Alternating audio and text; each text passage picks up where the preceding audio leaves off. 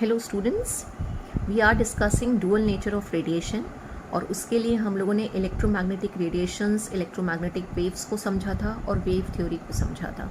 Wave theory of course क्या कर रही है, लाइट के वेव नेचर को एक्सप्लेन कर रही है। लेकिन लाइट का डुअल नेचर होता है, यानी लाइट जो है वो पार्टिकल की तरह भी बिहेव करती है, उसका पार्टिकल बिहेवियर भी आता है। डुअल बिहेवियर का मतलब यही है कि wave like behaviour as well as particle like behaviour. तो लाइट के पार्टिकल नेचर को रिफ्लेक्ट करने के लिए, एक्सप्लेन करने के लिए हमारे पास मैक्स प्लैंक की थ्योरी है, quantum theory of radiation, right. जो क्या करती है, एक फिनोमिना हमारे पास है फोटो इलेक्ट्रिक इफेक्ट, जिसको बहुत अच्छे से एक्सप्लेन करती है। Basically particle like nature of radiation जो है वो Planck's quantum theory of radiation से ही अच्छी तरह से एक्सप्लेन होता है। तो हम फोटो इलेक्ट्रिक इफेक्ट को के लिए एक सेंटेंस और यूज करते हैं कि this effect is an evidence है, प्रूफ है of particle nature of light. तो लाइट के पार्टिकल नेचर को शो करने के लिए हम आज की क्लास में फोटो इलेक्ट्रिक इफेक्ट की बात करेंगे। तो सबसे पहले तो हमें इसको समझना है कि क्या है ये फोटो इलेक्ट्रिक इफेक्ट और हमें हमारे कोर्स में कितना पढ़ना है। तो हमें सबसे पहले फोटो इलेक्ट्रिक इफेक्ट की डेफिनेशन देखनी है और फिर इसके कुछ फॉर्मूलाज देखने हैं। हम थोड़ा सा डेरिवेशन में जाके फॉर्मूलाज को देखेंगे ताकि हमारा कंसेप्ट अच्छे से क्लियर हो। But again as I told you कि केमिस्ट्री में डेरिवेशन किसी फॉर्मूला का नहीं है, आपको सिर्फ फॉर्मूलाज याद रखने हैं न्यूमेरिकल सॉल्व करने के लिए, ठीक है। तो हम आते हैं सबसे पहले डेफिनेशन पे कि एक्चुअली ये फिनोमिना या ये इफेक्ट क्या है। देखिए, as a name says photo, यहाँ पे फोटो का मतलब जो है वो फोटोन से है, लाइट से है, इलेक्ट्रिक इलेक्ट्रॉन के लिए, ठीक है। तो फोटोन और इलेक्ट्रॉन की बात हो रही है और ये कुछ इफेक्ट ऑब्जर्व हो रहा है। अब हम बात करें डिटेल में कि एक्चुअली ये इफेक्ट क्या है, तो बहुत सिंपल सा ये इफेक्ट है। हमारे पास पीरियोडिक टेबल में काफ़ी सारी मेटल्स हैं, जिसमें से हमें पता है हमारी ग्रुप 1 की जो मेटल्स होती हैं, एल्कली मेटल्स, ठीक है, वो हाईली रिएक्टिव होती हैं। और एक एनर्जी की हम बात करते हैं, आयोनाइजेशन एनर्जी। ये वो एनर्जी होती है जो मेटल में से इलेक्ट्रॉन को रिमूव करने में हेल्प करती है।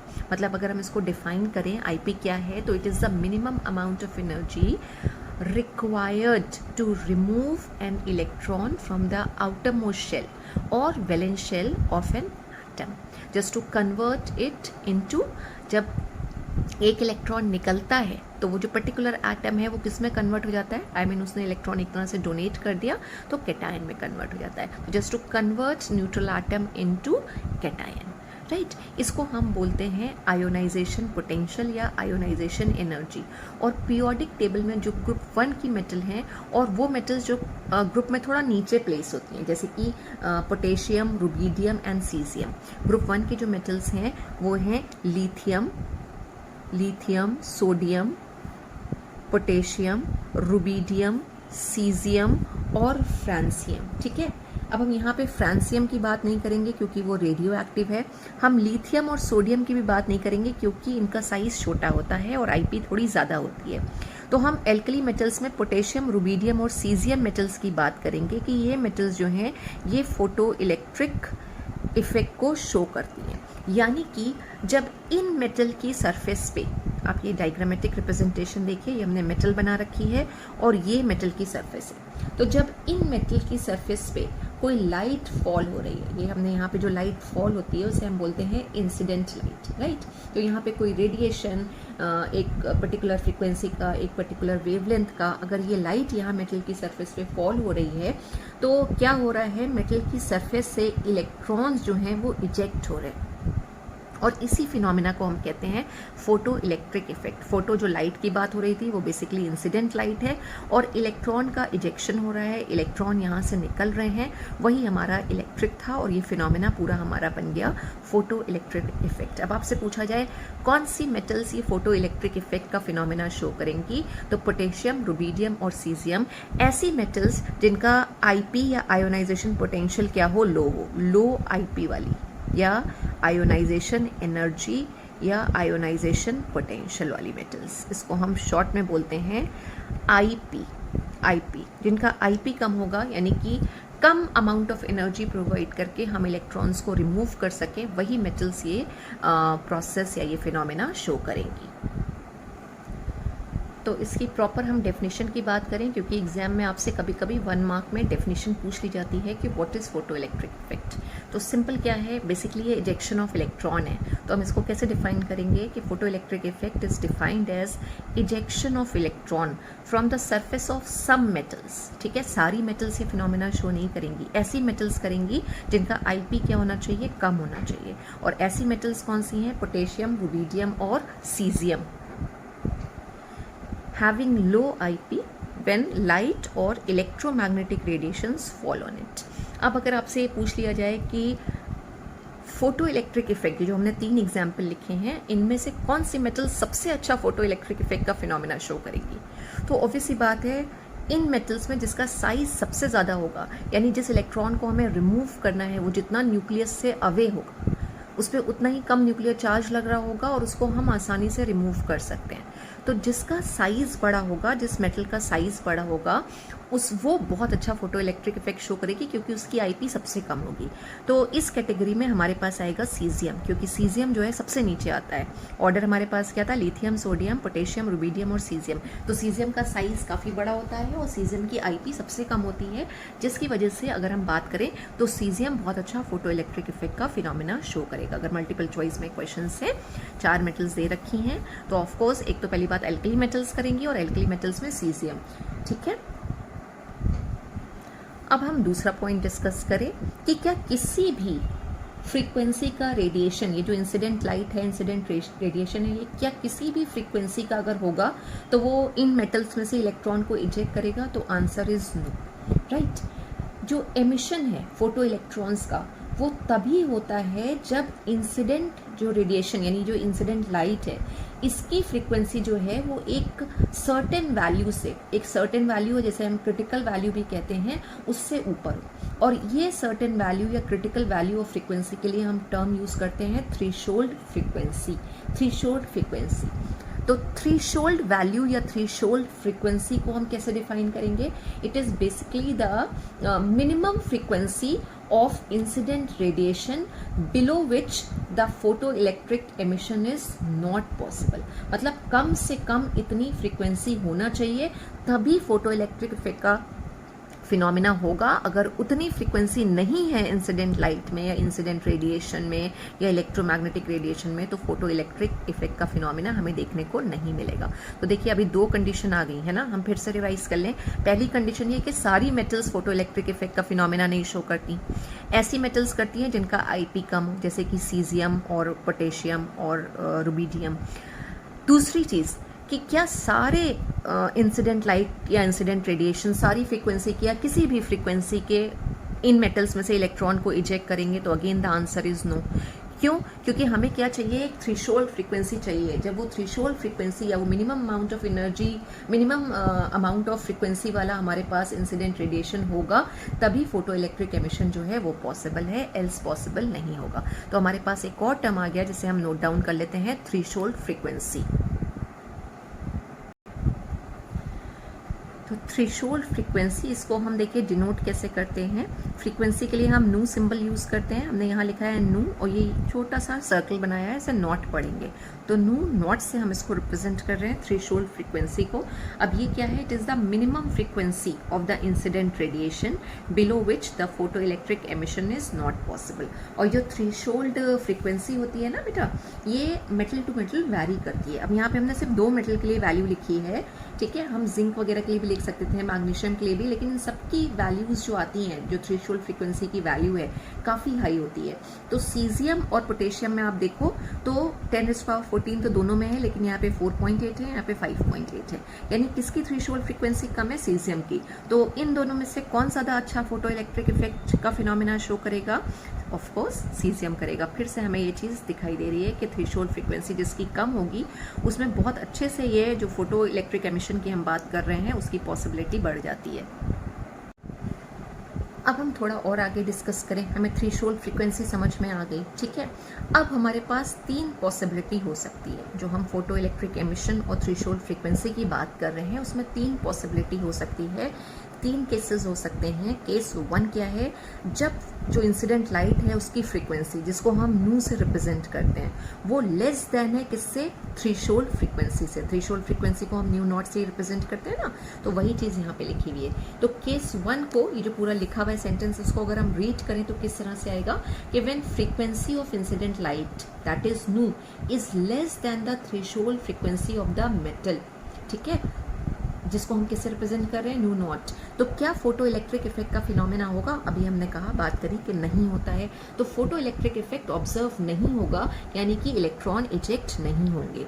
Photo electric effect is not observed. ये सब कॉम्पिटिटिव एग्जाम में आपको क्वेश्चंस मिलते हैं, इसलिए ध्यान रखिएगा।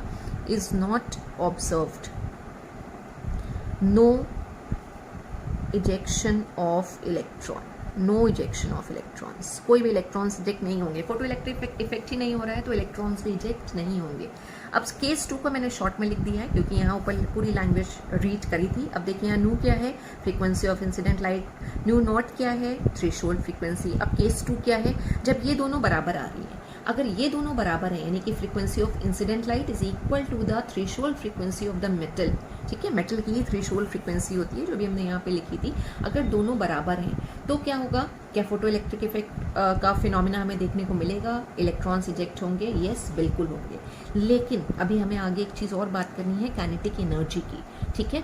तो ऐसे इलेक्ट्रॉन्स जो इजेक्ट होंगे उनमें जीरो काइनेटिक एनर्जी होगी, यानी electron will eject, electron will eject but with zero kinetic energy, zero kinetic energy के साथ इलेक्ट्रॉन यहाँ पे इजेक्ट होंगे। अभी ये क्या बात आती है, इसको हम यहाँ से समझते हैं कि तीसरा केस हमारे पास क्या है कि जब हमारी जो फ्रीक्वेंसी है लाइट की वो ग्रेटर देन, ये ग्रेटर देन का साइन है, ज़्यादा हो रही है किससे, threshold frequency of the metal.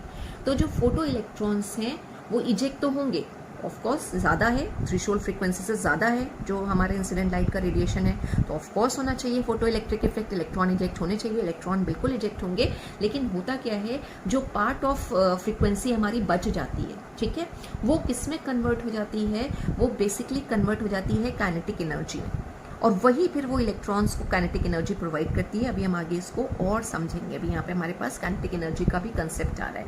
तो अभी इतने केस से हमें समझ में आया कि अगर इंसिडेंट लाइट का फ्रीक्वेंसी थ्रेशोल्ड फ्रीक्वेंसी से ज़्यादा हो रही है तो फोटो इलेक्ट्रॉन्स इजेक्ट होंगे, इलेक्ट्रॉन विल इजेक्ट, यहाँ पे भी इलेक्ट्रॉन इजेक्ट होंगे विद किसके साथ, certain kinetic energy, certain kinetic energy. अब सर्टेन काइनेटिक एनर्जी क्यों लिखा, क्योंकि ये जो काइनेटिक एनर्जी है ये इंक्रीज करती है with the increase of the frequency of the light use, यानी कि जैसे जैसे हम अगर लाइट की फ्रीक्वेंसी को बढ़ाते जाएंगे तो काइनेटिक एनर्जी भी जो है वो बढ़ती जाएगी। तो एक पॉइंट यहाँ पे और भी याद रखिएगा कि द काइनेटिक एनर्जी को हम के ई से रिप्रेजेंट कर रहे हैं, हाफ mv² फॉर्मूला होता है। तो the kinetic energy of these electrons, right, इन्हीं इलेक्ट्रॉन्स में काइनेटिक एनर्जी है, तो इन इलेक्ट्रॉन्स की energy increases with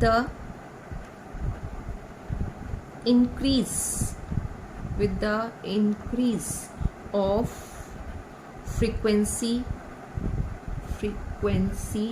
of the light used, of the incident light used। तो आई होप यहाँ तक हमने जितनी बात डिस्कस करी वो बात आपको समझ में आ गई होगी। अब हम थोड़ा सा काइनेटिक एनर्जी के पार्ट में जाते हैं। काइनेटिक एनर्जी और उसी के साथ साथ एक टर्म हमारे पास और है, वर्क फंक्शन, हम उसको समझ लेते हैं। Okay, now you can see next topic is Einstein photo electric equation, यानी हम फोटो इलेक्ट्रिक इफेक्ट के लिए फोटो इलेक्ट्रिक इक्वेशंस पढ़ने जा रहे हैं। और किसने प्रपोज करा, आइंस्टीन ने प्रपोज किया। हमने पहले भी बात करी थी कि 1901 में जब मैक्स प्लैंक ने अपनी थ्योरी दी थी क्वांटम थ्योरी ऑफ रेडिएशन, तो उसके कुछ साल बाद 1905 में आइंस्टीन ने ही उस पर फर्दर काम किया था, ठीक है। और आइंस्टीन ही वो पहले पर्सन है जिन्होंने ये ऑब्जर्व किया था कि फोटो इलेक्ट्रिक इफेक्ट को हम वेव, जो लाइट का वेव लाइक नेचर है ना, उससे हम एक्सप्लेन नहीं कर सकते। अगर हमें फोटो इलेक्ट्रिक इफेक्ट को एक्सप्लेन करना है तो हमें लाइट को किसकी तरह देखना होगा, एक स्ट्रीम ऑफ पार्टिकल्स की तरह देखना होगा, और जो स्ट्रीम ऑफ पार्टिकल्स होते हैं इन्हीं को ही हम फोटोन कहते हैं, यानी लाइट के अंदर फोटॉन्स प्रेजेंट हैं, पार्टिकल्स प्रेजेंट हैं। तो ये चीज़ें बताने वाले आइंस्टीन ही थे और उन्होंने ही फोटो इलेक्ट्रिक इफेक्ट को बहुत अच्छे से एक्सप्लेन किया। तो बेसिकली जो आइंस्टीन के फोटो इलेक्ट्रिक इक्वेशंस हैं ये फोटो इलेक्ट्रिक इफेक्ट का एक्सप्लेनेशन ही है।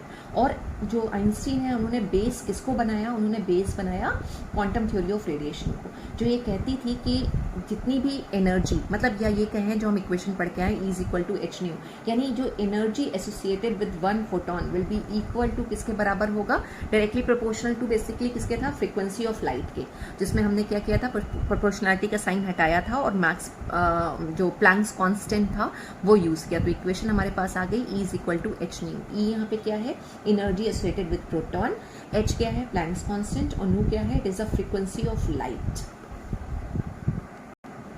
आइंस्टीन ने ही इसी बात को बताया कि बेसिकली जो फोटो इलेक्ट्रिक इफेक्ट है या फोटो इलेक्ट्रॉन का जो एमिशन है वो एक तरह का इंट्रैक्शन है, किसके किसके बीच में, फोटॉन्स के बीच में और इलेक्ट्रॉन्स के बीच में। ये इलेक्ट्रॉन्स जो होते हैं ये फोटोन को कम्प्लीटली एब्जॉर्ब कर लेते हैं। और अभी हमने कहा था कि हर मेटल की अपनी एक थ्रेशोल्ड फ्रीक्वेंसी होती है, अगर जो इंसिडेंट रेडिएशन है उसकी फ्रीक्वेंसी उस थ्रेशोल्ड फ्रीक्वेंसी के बराबर या ज़्यादा हो रही है तो इलेक्ट्रॉन आराम से एमिट कर जाएंगे। अब अगर हम बात करें कि अगर हमने जो लाइट यूज़ करी है उसकी फ्रीक्वेंसी काफ़ी ज़्यादा है, अभी हमने बात करी थी कि अगर हम बहुत ही हाई फ्रीक्वेंसी की लाइट यूज़ करते हैं तो उससे होता क्या है कि इलेक्ट्रॉन तो इजेक्ट होता ही है, फोटो इलेक्ट्रिक इफेक्ट तो हमें देखने को मिलता ही है, और क्या हमने बात करी थी कि साथ ही साथ बची हुई जो एनर्जी होती है वो इलेक्ट्रॉन्स को काइनेटिक एनर्जी प्रोवाइड करती है। तो हम वो केस 3 को ही फर्दर डिस्कस कर रहे हैं कि when we are using light of a higher frequency, then दो बातें हो रही हैं। Number 1, a part of the energy of photon is used to free the electrons from the atom. उस एनर्जी में से कुछ एनर्जी तो कंज्यूम हो रही है कि वो इलेक्ट्रॉन को एटम में से फ्री करे। हमें पता है इलेक्ट्रॉन्स जो है मेटल के साथ अट्रैक्टिव फोर्सेस के साथ बाइंड होते हैं, राइट, उनको हमें ब्रेक करना पड़ता है, ठीक है। एक हमारे पास बाइंडिंग एनर्जी होती है जो इलेक्ट्रॉन को बाइंड करके रखती है। अब हमें जब इलेक्ट्रॉन को इजेक्ट कराना है तो इलेक्ट्रॉन को पहले मेटल से अलग भी तो करना पड़ेगा ना, तो वो जो बाइंडिंग एनर्जी है यानी कि जो मेटल के साथ वो बाइंड हुए पड़े हुए हैं तो उसको हमें पहले ब्रेक करना होगा। तो जो लाइट है उसके पास इतनी एनर्जी होनी चाहिए कि वो क्या करे, इलेक्ट्रॉन्स को नॉक करे, इलेक्ट्रॉन को मेटल से अलग करे और उसके बाद इलेक्ट्रॉन को इजेक्ट करे। तो वो जो एनर्जी क्या कर रही है, कंज्यूम हो रही है इलेक्ट्रॉन्स को फ्री करने में फ्रॉम द एटम। अब उसी को हम बोल रहे हैं वर्क फंक्शन, ठीक है। जितनी भी एनर्जी लग रही होगी वो हमारी कहलाएगी वर्क फंक्शन। और इसको हम कैसे डिफाइन करेंगे, इसको हम डिफाइन कर रहे हैं कि it is the minimum amount of energy required for an electron to escape from metal surface, मतलब फ्री हो जाए और वहाँ से निकल के चला जाए, जिसको हम बोल रहे थे इजेक्शन ऑफ इलेक्ट्रॉन। तो वो प्रॉपर्टी हमारी क्या आ गई, वो प्रॉपर्टी आ गई वर्क फंक्शन। और इसको हम कैसे डिनोट कर रहे हैं, कैपिटल W लिया है और नॉट, W नॉट से रिप्रेजेंट कर रहे हैं। कुछ बुक्स में इसके लिए साय सिंबल भी बना होता है कि हम उसको साय या फाई से भी रिप्रेजेंट करते हैं, लेकिन हम यहाँ पे लेके चल रहे हैं W नॉट। तो यहाँ पे हम W नॉट से रिप्रेजेंट कर रहे हैं उस एनर्जी को, ठीक है। अब सारी एनर्जी तो लगी नहीं है, पार्ट ऑफ द कंज्यूम हुई है, तो बाकी की एनर्जी कहाँ चली जाएगी, बाकी की एनर्जी क्या करेगी, इलेक्ट्रॉन को काइनेटिक एनर्जी प्रोवाइड करेगी, जो अभी हमने बात की थी, ठीक है। यानी जो हमारे पास इंसिडेंट लाइट है, अगर हम उसकी एनर्जी की बात करें, E इंसिडेंट है ना, E incident is equal to हमारे पास क्या हो जाएगा, W नॉट, यानी जितनी भी एनर्जी एसोसिएटेड है उस इंसिडेंट लाइट के साथ उसमें से कुछ तो हमारी लग जाएगी इलेक्ट्रॉन को फ्री करके एस्केप कराने में, जो हो गया W नॉट यानी कि वर्क फंक्शन, और बाकी क्या कर रही है, उसको काइनेटिक एनर्जी प्रोवाइड कर रही है। तो E incident is equal to हो गया W नॉट और प्लस काइनेटिक एनर्जी, जिसको हम और कैसे लिख सकते हैं, E इंसिडेंट हमारा क्या होता है, h न्यू, हम h न्यू ही तो लिखते हैं, E is equal to h nu जो यहाँ से हमारे पास आया है, इज इक्वल टू क्या हो जाएगा, W नॉट और प्लस काइनेटिक एनर्जी को हम कैसे लिखते हैं, हाफ mv², और यहाँ पे v क्या होगी, velocity of emitted electron, v is equal to velocity of emitted electrons. तो एक फॉर्मूला आप इसको भी कह सकते हैं कि आपके पास एक ये फॉर्मूला आ गया कि एज पर द रिक्वायरमेंट आप इस इक्वेशन को या इस फॉर्मूला को न्यूमेरिकल में यूज़ कर सकते हैं।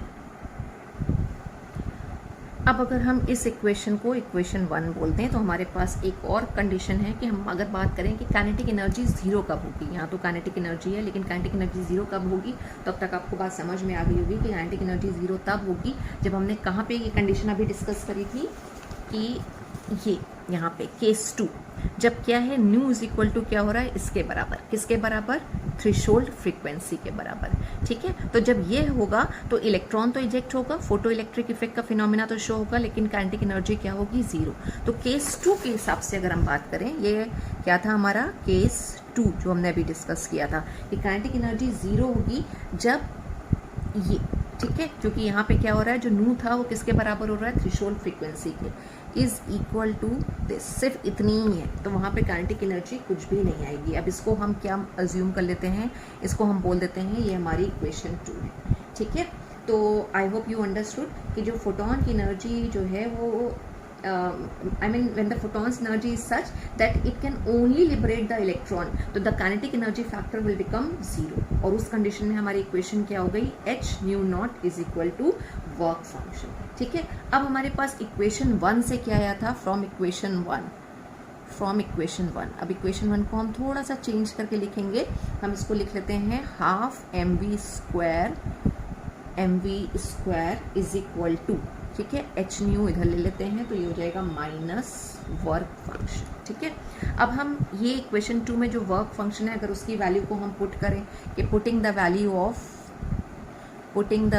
Of work function, putting the value of W not अगर हम पुट कर रहे हैं तो हमारे पास क्या हो जाएगा, half mv square is equal to H nu minus H nu naught. I hope you understood कि क्या हो रहा है।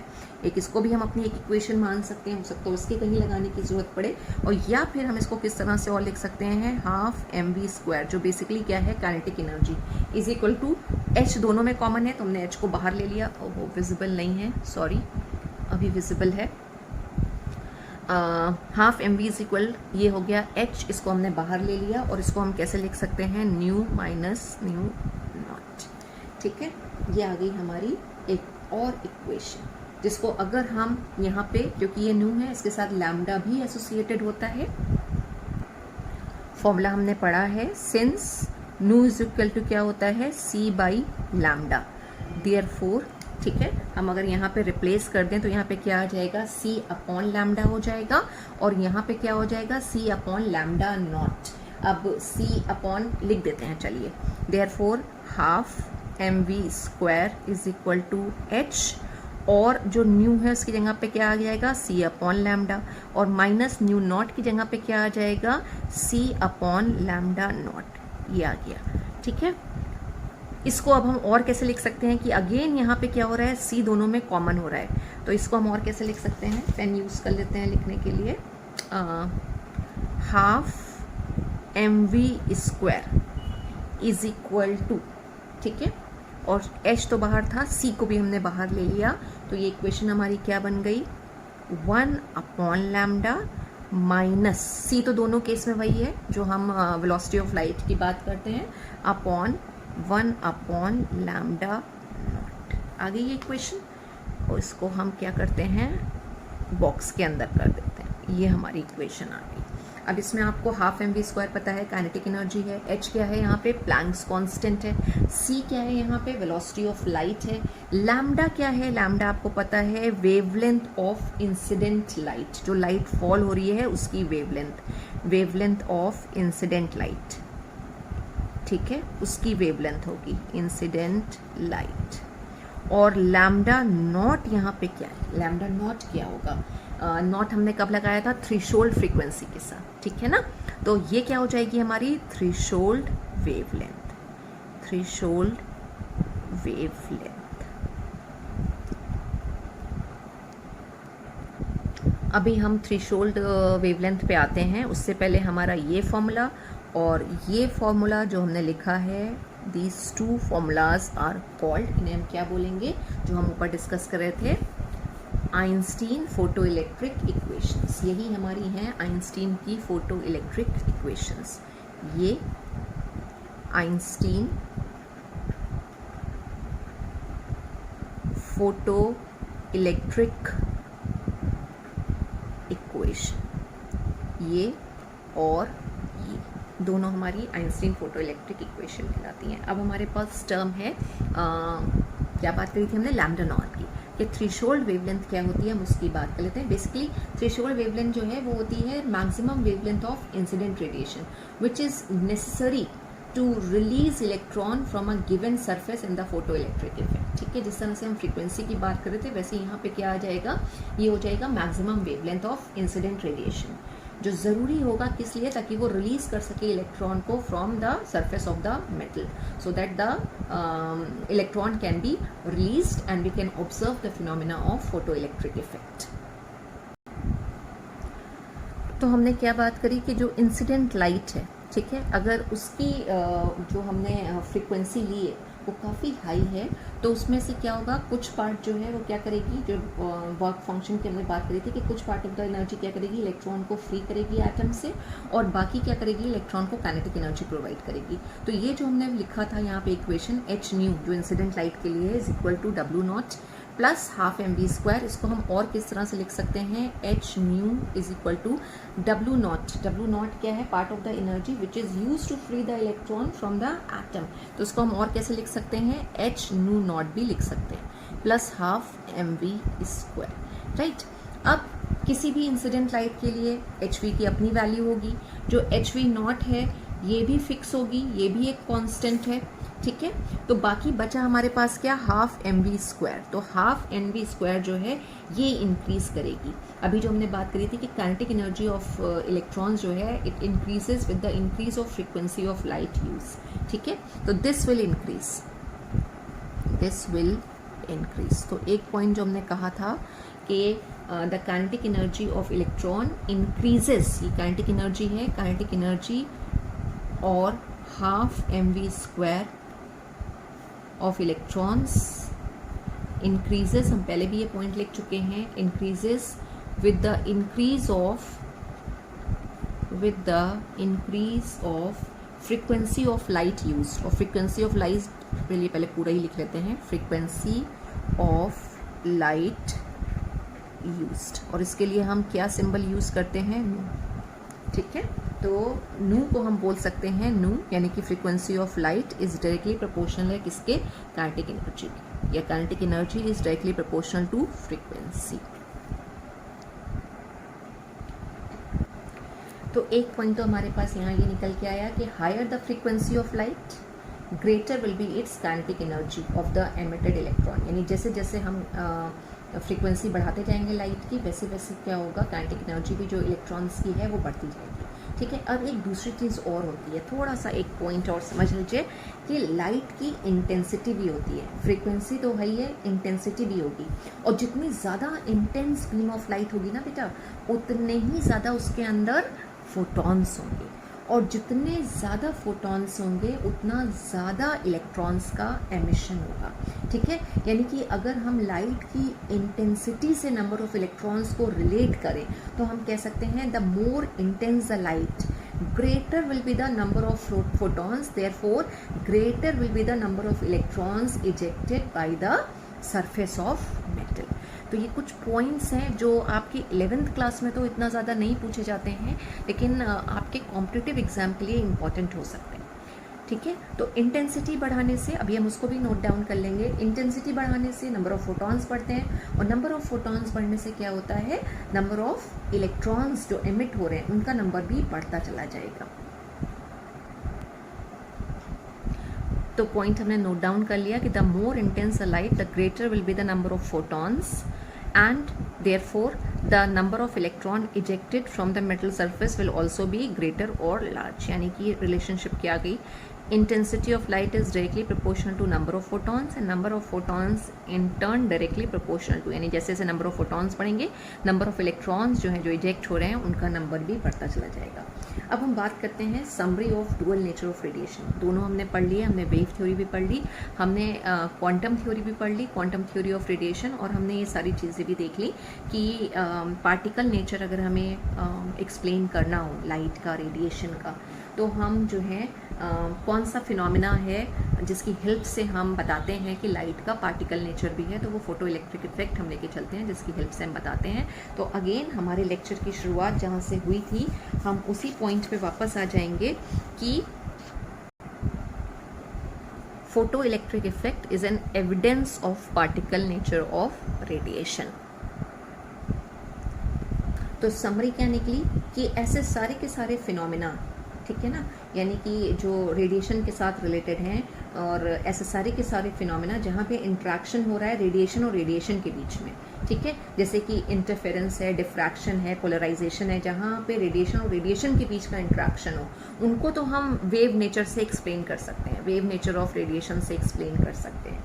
लेकिन कुछ फिनोमिना जो हमने कहा, जिसमें से एक फिनोमिना है हमारा फोटो इलेक्ट्रिक इफेक्ट, जहाँ पे इंट्रैक्शन किसके बीच में हो रहा है, देखिए रेडिएशन के बीच में हो रहा है और मेटल के बीच में हो रहा है, और मेटल क्या है, हमारी मैटर। तो जब इंट्रैक्शन रेडिएशन और मैटर के बीच में हो तो हम उसको सिर्फ क्वांटम थ्योरी ऑफ रेडिएशन से ही एक्सप्लेन कर सकते हैं, या फिर हम ये कहें कि जो पार्टिकल नेचर आ रहा है रेडिएशन का वो सिर्फ इसी से ही प्रूफ होगा या इसी से ही एक्सप्लेन होगा। तो this is the summary of dual nature of radiation. So I hope the concept is clear to you. अब वीडियो की लेंथ लंबी होती जा रही है, इसलिए बस हम एक छोटा सा न्यूमेरिकल यहाँ पे करेंगे और बाकी के न्यूमेरिकल्स हम फिर लाइव क्लास में सॉल्व करने की कोशिश करेंगे। प्रॉब्लम देखिए यहाँ पे क्या है, the minimum energy required to overcome the attractive forces between an electron and the surface of silver metal is 5.52 into 10 raised to the power minus 19 joule.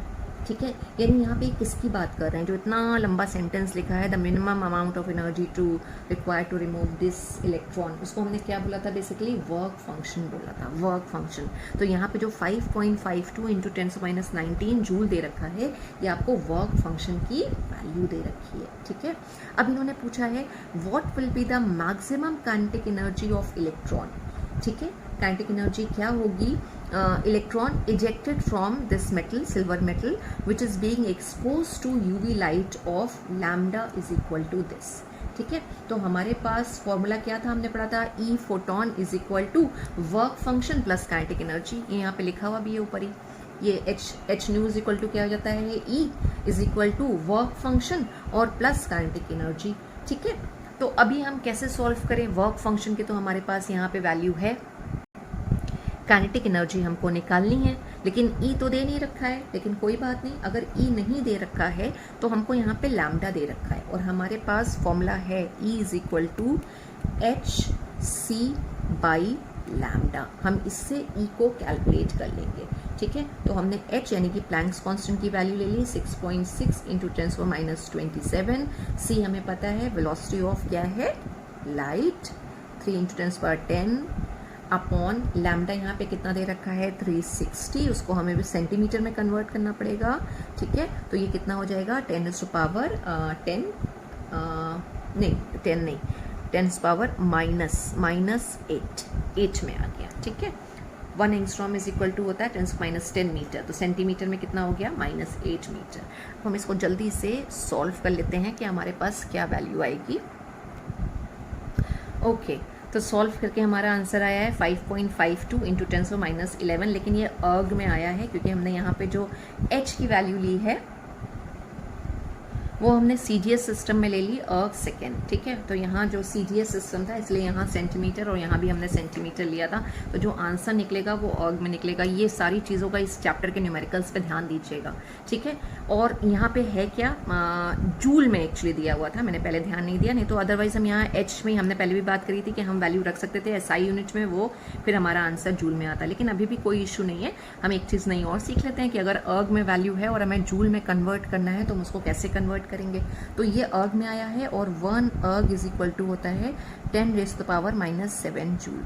तो अब आप इसको जूल में कन्वर्ट कर लीजिए, जूल में वैल्यू क्या हो जाएगी, इसको हम क्या करेंगे -7 से मल्टीप्लाई कर देंगे। देयरफॉर ई की वैल्यू हमारे पास जूल में कितनी हो जाएगी 5.52, तो एज इट इज़ रहेगा इंटू 10 टू पावर माइनस क्या हो जाएगा, यहाँ पे 11 ऑलरेडी था, 7 आ गया, -18 जूल आ गया। ठीक है, तो अब आप जूल में भी कन्वर्ट कर सकते हैं। ये निकल आया। तो इसको सॉल्व कर लिया है ताकि हमारा टाइम सेव हो जाए। थोड़ा सा यहाँ पे करेक्शन भी किया है, 5.52 वैल्यू नहीं है, दिस इज 7.52 इंटू 10⁻19 जूल है, ठीक है। अब हमारे पास इक्वेशन क्या है, E इज इक्वल टू, जो इंसिडेंट रेडिएशन है उसकी बात हो रही है, उसके साथ जो एनर्जी स्टेटेड है is equal to work function plus kinetic energy. हमें काइनेटिक एनर्जी निकालना थी तो हमने काइनेटिक एनर्जी को इधर ले लिया, इज इक्वल टू हो गया E माइनस डब्ल्यू नॉट। और अब हमें वैल्यूज पुट करनी है, kinetic energy is equal to E 5.52 into 10⁻18 joule हमने निकाला था, ये हमें प्रोवाइडेड है यहाँ पे, ठीक है। डब्ल्यू नॉट या वर्क फंक्शन प्रोवाइडेड है, मिनिमम अमाउंट ऑफ एनर्जी, ठीक। इस वैल्यू में से इस वैल्यू को सब्सट्रैक्ट करना है, ठीक है। यहाँ -18 है, यहाँ -19 है, तो हम पहले तो इन दोनों को बराबर करेंगे। तो ये 5.52 इंटू 10⁻18 रखा और इसमें हमने क्या किया, डेसिमल को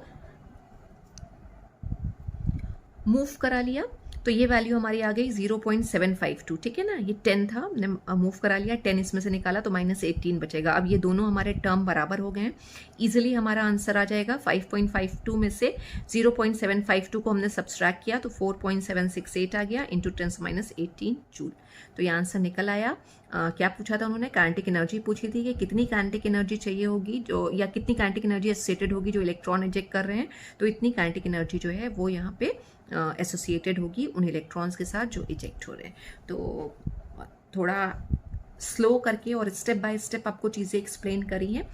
आपको इस चीज़ को अच्छे से समझना है और आपको क्या करना है, आपको जो इक्वेशंस है, जो आइंस्टीन की इक्वेशन है फोटो इलेक्ट्रिक इफेक्ट के लिए, फोटो इलेक्ट्रिक इक्वेशंस, वो आपको याद रखनी है न्यूमेरिकल सॉल्व करने के लिए। So this is all for today's class. Thank you so much students.